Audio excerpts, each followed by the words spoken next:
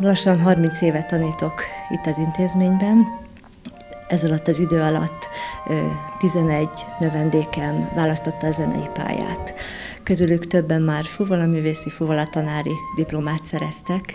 Nagyon büszke vagyok rájuk, mivel picikoruktól kezdve sokat dolgoztunk együtt azon, hogy megadhassam nekik azokat az alapokat, amire építve sikeresek tudnak lenni.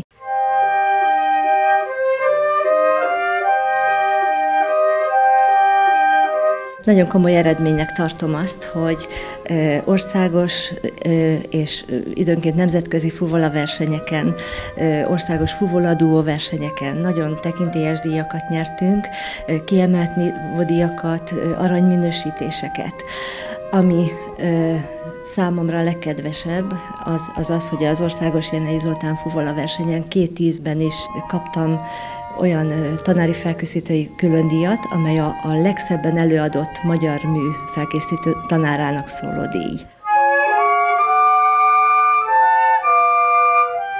Ez év márciusában Szabadkán jártunk nemzetközi FEMUSZ fuvolaversenyen, ahol 2 tanítványom nyert első helyezést, első és második korcsoportban, illetve harmadik korcsoportos nagylányom második díjas lett.